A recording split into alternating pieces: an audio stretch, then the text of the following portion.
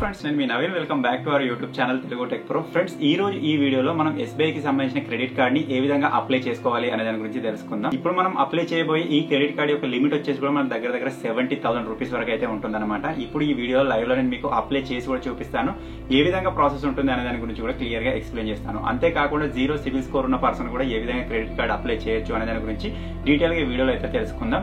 మనం ఎప్పుడైనా సరే ఫస్ట్ టైం క్రెడిట్ కార్డ్ ని కనుక అక్కడ అప్లై చేయడానికి వెళ్ళినట్టయితే మనకు రెండు రకాల కార్డ్స్ అయితే వస్తాయి అనమాట. ఒకటి వచ్చేసి FD బేస్డ్ క్రెడిట్ కార్డ్, ఇంకోటి వచ్చేసి ప్రీ అప్రూవ్డ్ క్రెడిట్ కార్డ్ అనమాట. ఇందులో నుంచి ఏది వచ్చినా సరే మనం దాన్ని క్రెడిట్ కార్డ్ లాగా అయితే యూజ్ చేసుకోవచ్చు. మనకి ఎప్పుడైనా అమౌంట్ అవసరం ఉన్నప్పుడు మనం దాన్ని విత్డ్రా చేసుకుని తర్వాత మంత్ లో అయినా సరే దాన్ని పేమెంట్ అయితే చేసుకోవచ్చు అనమాట. సో క్రెడిట్ కార్డ్ గురించి అయితే అందరికీ తెలిసే ఉంటుంది. సో ఈ రోజు మనం SBI కి సంబంధించిన క్రెడిట్ కార్డ్ ని ఏ విధంగా అప్లై చేయాలి అనే దాని గురించి డీటెయిల్ గా తెలుసుకుందాం. సో ఫైనల్ గా దానికంటే ముందు అయితే మీరు ఇప్పటి వరకు చూస్తున్న ఈ వీడియోని లైక్ చేయకపోతే లైక్ చేసేయండి. ఇటువంటి మరిన్ని ఇన్ఫర్మేటివ్ వీడియోస్ కోసం మీరు మిస్ అవ్వకుండా చూడాలి అంటే మన ఛానల్ సబ్స్క్రైబ్ చేసుకుని ఫాలో అప్ అయితే ఉండండి. ఫ్రెండ్స్, మీరు కూడా సింపుల్ గా ఇంట్లో కూర్చొని మీ మొబైల్ ఫోన్ యూజ్ చేసి క్రెడిట్ కార్డ్ అప్లై చేయాలి అంటే మాత్రం దానికి సంబంధించిన లింక్ నేను మీకు వీడియో కింద డిస్క్రిప్షన్ లో ఇస్తాను. ఆ లింక్ ద్వారా మీరు డైరెక్ట్ గా క్రెడిట్ కార్డ్ అయితే అప్లై చేసుకోవచ్చు. అది కూడా SBI కి సంబంధించింది. సింపుల్ గా మీరు ఆ లింక్ పైన ప్రెస్ చేయగానే మీకు ఇటువంటి ఒక ఇంటర్ఫేస్ అయితే వచ్చేస్తుంది అనమాట. మీరు ఇక్కడ చూడొచ్చు, స్టార్ట్ అప్లై జర్నీ అని చెప్పేసి విధంగా వస్తుంది. SBI కార్డ్ కి సంబంధించి అఫీషియల్ సైట్ లోనే ఇదంతా ప్రాసెస్ అయితే ఉంటుంది. ఇక్కడ సింపుల్ స్టార్ట్ అప్లై జర్నీ అని ఉంది కదా, నేను దానిపైన ప్రెస్ చేస్తాను. ప్రెస్ చేసిన తర్వాత ఇక్కడ సింపుల్ గా 3 స్టెప్స్ ని మనం కంప్లీట్ చేసి క్రెడిట్ కార్డ్ అయితే అప్లై చేసుకోవచ్చు అనమాట. అవేంటో కాదు మీరు ఇక్కడ చూసినట్టయితే పర్సనల్ డీటెయిల్స్, అదే విధంగా ప్రొఫెషనల్ డీటెయిల్స్, అలాగే మీరు ఇక్కడ కింద చూసినట్టయితే KYC డీటెయిల్స్. ఈ 3 డీటెయిల్స్ మనం ఇచ్చేసి ఇక్కడ వెరిఫై చేసుకున్నట్టయితే మనకు వర్చువల్ క్రెడిట్ కార్డ్ అయితే వస్తుంది. మనకు ఫిజికల్ క్రెడిట్ కార్డ్ రావాలి అంటే మనం 5 to 7 days లో మనం ఇక్కడ ఇచ్చే అడ్రస్ కి ఆ ఫిజికల్ క్రెడిట్ కార్డ్ కూడా మన ఇంటికి అయితే వచ్చేస్తుంది అనమాట.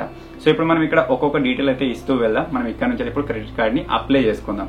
సో ఇక్కడ సింపుల్ గా పర్సనల్ డీటెయిల్స్ అని ఉంది కదా, దాని పక్కన ఆరో మార్క్ కనిపిస్తుంది కదా, దానిపైన ప్రెస్ చేయండి. ప్రెస్ చేయగానే మీకు ఇటువంటి ఒక ఇంటర్ఫేస్ అయితే వచ్చేస్తుంది అనమాట. నైస్ మీటింగ్ అని చెప్పేసి వచ్చేసింది. ఇక్కడ మీరు చూసినట్టయితే మై నేమ్ అనే ప్లేస్ లో మీ నేమ్ ఎంటర్ చేయండి. మిడిల్ నేమ్ మనకు అవసరం లేదు. అదే విధంగా లాస్ట్ నేమ్ లో ఏదో మీ నేమ్ అయితే ఇవ్వాలన్నమాట. అంటే ఫస్ట్ నేమ్ లాస్ట్ నేమ్ ఇచ్చేసేయాలి. తర్వాత ఇక్కడ మొబైల్ నెంబర్ ఉంది కదా, మొబైల్ నెంబర్ అయితే కంపల్సరీగా మీరు మీ ఆధార్ కార్డ్ కి పాన్ కార్డ్ కి ఏ మొబైల్ నెంబర్ అయితే అటాచ్ చేస్తుందో ఆ మొబైల్ నెంబర్ అయితే ఇక్కడ ఇవ్వండి. ఎందుకంటే ఆ మొబైల్ నెంబర్ కి మనకు OTP వస్తుంది. అలాగే మనం ఇక్కడ ఆధార్ కార్డ్ ని వెరిఫై చేసినప్పుడు ఆ ఆధార్ కార్డ్ కి అటాచ్ చేసిన మొబైల్ నెంబర్ కూడా ఒక OTP వస్తుంది అనమాట. సో దాని నుంచి మనం వెరిఫై చేసేసినట్టయితేనే మనకి ఇక్కడ కార్డ్ అయితే రావడం జరుగుతుంది. సో ఇక్కడ మీరు చూసినట్టయితే మై నేమ్ లాస్ట్ నేమ్ ఇచ్చేసిన తర్వాత మొబైల్ నెంబర్ ఇచ్చేసాను. ఇక్కడ కింద సింపుల్ గా I have read the terms and conditions ఉంది కదా, ఆ బాక్స్ ని ఫిల్ చేసి ఇక్కడ కంటిన్యూ పైన ప్రెస్ చేద్దాం. ప్రెస్ చేయగానే ఇప్పుడు మనం ఇక్కడ ఏ మొబైల్ నెంబర్ అయితే ఇచ్చామో ఆ మొబైల్ నెంబర్ కి ఒక OTP అయితే వస్తుంది అనమాట. ఆ OTP ని ఇక్కడ ఫిల్ చేసి కన్ఫర్మ్ OTP పైన ప్రెస్ చేయాలి. ప్రెస్ చేయగానే మీరు ఇక్కడ చూడొచ్చు, ప్రజెంట్ మన ఇక్కడ రెసిడెన్షియల్ అడ్రస్ అయితే అడుగుతుంది అనమాట. అంటే మన సిటీ అడుగుతుంది. మన పిన్ కోడ్ ని వెరిఫై చేసుకుంటుంది. ఎందుకంటే ఇది అన్ని ఏరియాలో అవైలబుల్ గా ఉండకపోతుండొచ్చు. సో మీరున్న సిటీలో ఇది అవైలబుల్ గా ఉందా లేదా అని చెప్పేసి ఇక్కడ సిటీ నేమ్ అయితే అడుగుతుంది. సో ఇక్కడ ఫటాఫట్ నా సిటీ నేమ్ అయితే ఇచ్చేస్తాను. అది పిన్ కోడ్ తోటి మ్యాచ్ అయితే చేసుకుంటుంది. సో ఇక్కడ సింపుల్ సిటీ నేమ్ అయితే ఎంటర్ చేసేద్దాం. తర్వాత ఇక్కడ మీరు కింద చూసినట్టయితే కన్ఫర్మ్ సిటీ అని ఉంది కదా, దానిపైన ప్రెస్ చేద్దాం. ఇప్పుడు ప్రెస్ చేసిన తర్వాత ఏం జరుగుతుందంటే మీరు ఇక్కడ ఏ సిటీ నుంచి అయితే అప్లై చేస్తాం ఆ సిటీలో ఈ సర్వీస్ కనుక అవైలబుల్ గా ఉన్నట్టయితే ఇది కన్ఫర్మ్ అవుతుంది. లేకపోతే ఫర్దర్ ప్రాసెస్ కి అయితే వెళ్ళదన్నమాట. సో ఇక్కడ సింపుల్ నేను కన్ఫర్మ్ సిటీ పైన ప్రెస్ చేశాను. ఇది నాకు నెక్స్ట్ స్టెప్ కి వెళ్ళింది అంటే నేను ఉన్న సిటీలో ఇది అవైలబుల్ గా ఉంది అనమాట. ఒకవేళ లేకపోతే మీకు ఎటువంటి సివిల్ స్కోర్ కానీ ఎటువంటి pan card Aadhaar card checking ఏమి ఉండదు. ఆ ప్రాసెస్ అక్కడికే ఆగిపోతుంది. సో ఇక్కడ నాకు ఇక్కడ అవైలబుల్ గా ఉంది కాబట్టి నెక్స్ట్ ప్రాసెస్ లోకి అయితే వచ్చేసింది. ఇక్కడ సింపుల్ మన పాన్ కార్డ్ డీటెయిల్స్ అయితే ఇవ్వమంటుంది. నా పాన్ కార్డ్ నెంబర్, అదే విధంగా పాన్ కార్డ్ నెంబర్ కి మ్యాచ్ అయ్యే విధంగా ఉండే మీ డేట్ ఆఫ్ బర్త్ ఉంటుంది కదా, ఆ డేట్ ఆఫ్ బర్త్ 2 ఇచ్చేసేయాలి. సో ఇక్కడ నా పాన్ కార్డ్ నెంబర్ అయితే ఇచ్చేస్తాను. తర్వాత నా పాన్ కార్డ్ కి అటాచ్ నా డేట్ ఆఫ్ బర్త్ కూడా ఇచ్చేస్తాను. తర్వాత ఇక్కడ సింపుల్ కింద కన్ఫర్మ్ అని ఉంది కదా, కన్ఫర్మ్ పైన ప్రెస్ చేద్దాం. తర్వాత ఇక్కడ మనం మదర్ నేమ్ అయితే అడుగుతుంది అనమాట. మదర్ నేమ్ అయితే ఇచ్చేయండి. తర్వాత మెయిల్ ఐడి అడుగుతుంది. ఇక్కడ మీరు ఏ మెయిల్ ఐడి అయితే ఇస్తారో జాగ్రత్తగా చూసుకోండి. తర్వాత ఇక్కడ రిఫరల్ కోడ్ అని అడుగుతుంది. ఫ్రెండ్స్, మీరు ఒకవేళ ఏదైనా రిఫరల్ కోడ్ ఇవ్వాలనుకుంటే ఇవ్వచ్చు, లేకపోతే అది ఆప్షన్ దాన్ని వదిలేసినా సరిపోతుంది. తర్వాత ఇక్కడ కింద మీరు చూసినట్టయితే ఒక టిక్ మార్క్ ఉంది కదా, ఐ హావ్ డిక్లేర్ అని చెప్పేసి సింపుల్ ఆ టిక్ మార్క్ ఇచ్చేసేయండి. తర్వాత కింద మీరు చూసినట్టయితే కంటిన్యూ టు స్టెప్ 2 అని చెప్పేసి ఉంటుంది అనమాట. సింపుల్ దాని పైన ప్రెస్ చేయండి. తర్వాత ఇది మన నెక్స్ట్ స్టెప్ లోకి అయితే తీసుకెళ్తుంది అనమాట. ఇప్పటి వరకు మనం ఇచ్చిందంట పర్సనల్ ఇన్ఫర్మేషన్. ఇప్పుడు మనం వచ్చేసింది ప్రొఫెషనల్ డీటెయిల్స్ లోకి అయితే వచ్చేసాం. ఇప్పుడు మీరు ఏం చేస్తారు అనే దాన్ని బట్టి మీ క్రెడిట్ కార్డ్ అప్రూవ్ అవ్వాలా లేకపోతే డిక్లైన్ అవ్వాలా అని చెప్పేసి ఇక్కడ ఉంటుంది అనమాట. స్టెప్స్ అయితే చాలా సింపుల్ గా ఉండే, మీరు కన్ఫ్యూజ్ అవ్వాల్సింది ఏం లేదు. నేను చెప్పే స్టెప్స్ ని ఫాలో అవుతూ వెళ్ళండి, కంపల్సరీగా మీ క్రెడిట్ కార్డ్ అయితే రావడం జరుగుతుంది. సో ఇప్పుడు మనం ప్రొఫెషనల్ డీటెయిల్స్ లోకి వచ్చేసాం కదా, ఇక్కడ మీరు సాలరీడ్ పర్సనా, సెల్ఫ్ ఎంప్లాయిడ్ పర్సనా, రిటైర్డ్ పర్సన్ అని చెప్పి చూపిస్తుంది. మీరు ఒకవేళ రిటైర్డ్ పర్సన్ కనుక పెట్టారనుకోండి, కంపల్సరీగా మీ క్రెడిట్ కార్డ్ అనేది రిజెక్ట్ అయితే కావడం జరుగుతుంది అనమాట. అలాగే సెల్ఫ్ ఎంప్లాయిడ్ పర్సన్ పెట్టినట్టయితే కూడా 50-50 ఛాన్స్ ఉంటుంది. మేబీ అప్రూవ్ అవ్వచ్చు, అవ్వకపోవచ్చు. మీకు కంపల్సరీ క్రెడిట్ కార్డ్ కావాలి అంటే మాత్రం మీరు ఇక్కడ సాలరీడ్ పర్సన్ ఉంది కదా, దాన్ని సెలెక్ట్ చేసుకోండి. సెలెక్ట్ చేసుకున్న తర్వాత ఇక్కడ సింపుల్ కింద కంటిన్యూ ఉంది కదా, కంటిన్యూ పైన ప్రెస్ చేయండి. కంటిన్యూ పైన మీరు ప్రెస్ చేయగానే ఇక్కడ కింద మళ్ళీ మనకు ఒక 2 స్టెప్స్ అయితే చూపించడం జరుగుతుంది అనమాట. మై కంపెనీ నేమ్ అని చెప్పేసి, అదే విధంగా మీ డిజిగ్నేషన్ అని చెప్పేసి, అంటే మీరు ఏ కంపెనీలో వర్క్ చేస్తున్నారో అందులో మీ పొజిషన్ ఏంటి అని చెప్పేసి అడుగుతుంది అనమాట. సో మీరు ఏ కంపెనీలో అయితే వర్క్ చేస్తున్నారో ఆ కంపెనీకి సంబంధించిన నేమ్ అయితే ఇవ్వండి. తర్వాత మీ పొజిషన్ అడుగుతుంది. పొజిషన్ అక్కడ కింద మనకు ఆప్షన్స్ అయితే రావడం జరుగుతుంది. ఏదైనా ఇవ్వచ్చు. నేను ఇక్కడ సింపుల్ గా మేనేజర్ అని అయితే ఇచ్చేస్తున్నాను. మీకు నచ్చింది అంటే మీరు ఉన్న పొజిషన్ లో ఏదైనా సరే ఇవ్వచ్చు అనమాట. తర్వాత ఇక్కడ కంటిన్యూ టు స్టెప్ 3 అనమాట. ఇప్పుడు మన స్టెప్ 2 కూడా కంప్లీట్ అయిపోయింది. ఇప్పుడు మనం కేవైసీ ప్రాసెస్ కి అయితే వెళ్తున్నాం. నేను మీకు స్టార్టింగ్ చెప్పాను కదా 3 స్టెప్స్ ఉన్నాయని చెప్పేసి, personal information, professional information, KYC details. ఇప్పుడు మనం ప్రొఫెషనల్ డీటెయిల్స్ కూడా ఇచ్చేసాం కాబట్టి ఇప్పుడు మనం కేవైసీలోకి అయితే వెళ్తున్నాం అనమాట. సో ఇక్కడ మనకి ఇది డైరెక్ట్ గా డిజిలాకర్ నుంచే ఇది వెరిఫై అయితే అవుతుంది. సో మీరు ఎటువంటి టెన్షన్ పడాల్సిన అవసరం లేదు. సో ఆల్రెడీ డిజిలాకర్ ని కనెక్ట్ చేసి పెట్టుకున్నాను కాబట్టి డిజిలాకర్ లోకి అయితే వెళ్తుంది అనమాట. సో మీరు ఈ ప్రాసెస్ ని ఇదే విధంగా ముందుకు వెళ్తూ ఉండండి. మీకు అక్కడ డీటెయిల్స్ అడుగుతుంది. ఒకవేళ మీకు డిజిలాకర్ లేకుండా ఇక్కడ ఆటోమేటిక్ గా క్రియేట్ అవుతుంది. ఒకవేళ క్రియేట్ అవ్వకున్నా సరే మీరు మాన్యువల్ గా మీరు ఆధార్ కార్డ్, పాన్ కార్డ్ ని అక్కడ ఫోటో తీసి అప్లోడ్ చేసి కూడా మీరు ఈ ప్రాసెస్ ని కంప్లీట్ చేయొచ్చు. సో ఇక్కడ డిజిలాకర్ ఉంది, నేను దీనిపైన ప్రెస్ చేసి కంటిన్యూ టు డిజిలాకర్ అని ఉంది కింద, దానిపైన ప్రెస్ చేద్దాం. ప్రెస్ చేసిన తర్వాత ఇది మన డిజిలాకర్ లోకి అయితే రీడైరెక్ట్ అవుతుంది అనమాట. సో ఇక్కడ సింపుల్ గా మీ ఆధార్ కార్డ్ నెంబర్ అయితే ఇవ్వమంటుంది. నా ఆధార్ కార్డ్ నెంబర్ ఇచ్చేస్తాను. కింద ఒక క్యాప్చా ఉంది కదా, ఆ క్యాప్చాని ఇందులో ఎంటర్ చేసేసి నెక్స్ట్ పైన ప్రెస్ చేయాలి. ప్రెస్ చేయగానే ఈ ఆధార్ కార్డ్ కి ఏ మొబైల్ నెంబర్ అయితే అటాచ్ చేసిందో ఆ మొబైల్ నెంబర్ కి ఒక ఓటీపీ వస్తుంది. ఆ ఓటీపీని ఇక్కడ ఎంటర్ చేసేయండి. ఓటీపీని ఇక్కడ ఎంటర్ చేసి కింద కంటిన్యూ అని ఉంది కదా, కంటిన్యూ పైన మనం విధంగా ప్రెస్ చేసేద్దాం. ప్రెస్ చేసిన తర్వాత సెక్యూరిటీ పిన్ అయితే అడుగుతుంది అనమాట. సో మీరు డిజిలాకర్ ని క్రియేట్ చేసుకున్నప్పుడు మీకు ఒక పిన్ అయితే ఉండే ఉంటుంది కదా, ఆ పిన్ ఇక్కడ ఎంటర్ చేయాలి. సో ఇక్కడ ఫటాఫట్ నేను పిన్ అయితే ఎంటర్ చేసేస్తాను. పిన్ మీకు గుర్తు లేకపోతే ఫర్గాట్ పెట్టేసి మీరు మళ్ళీ కొత్త పిన్ కూడా క్రియేట్ చేసుకోవచ్చు. పిన్ ఎంటర్ చేసి ఇక్కడ సింపుల్ గా కంటిన్యూ పైన ప్రెస్ చేద్దాం. అంతే ఫ్రెండ్స్, మీరు ఇక్కడ చూడొచ్చు. ఇప్పుడు మనకి ఇటువంటి ఒక ఇంటర్ఫేస్ అయితే వచ్చేస్తుంది అనమాట. ఎస్బీఐ కార్డ్ కి సంబంధించి ఇక్కడ సింపుల్ గా అలో అని అనిపిస్తుంది కదా, అలో పైన ప్రెస్ చేసినట్టయితే ఇప్పుడు మన వర్చువల్ కార్డ్ అయితే మనకు షో అవుతుంది. సో ఇక్కడ సింపుల్ నేను అలో పైన ప్రెస్ చేస్తాను. ప్రెస్ చేసిన తర్వాత ఇక్కడ మీరు చూడొచ్చు మీ రెసిడెన్షియల్ అడ్రస్ ఇక్కడ షో చేస్తుంది అనమాట. అది మీకు కరెక్ట్ అయినా కాదా అని చెప్పేసి ఇక్కడ చెక్ చేసుకోండి. ఇక్కడ చూపిస్తున్న అడ్రస్ నాదే, ఓకే కరెక్ట్ గానే ఉంది.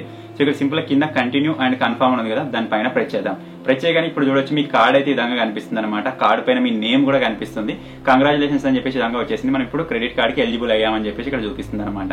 సో ఇక్కడ సింపుల్ కింద కంటిన్యూ ఉంది కదా, మళ్ళీ కంటిన్యూ పైన నేను ఈ విధంగా ప్రెస్ చేస్తాను. ప్రెస్ చేసిన తర్వాత ఇప్పుడు మనల్ని ఒక సెల్ఫీ అయితే తీసుకోమంటుంది అనమాట.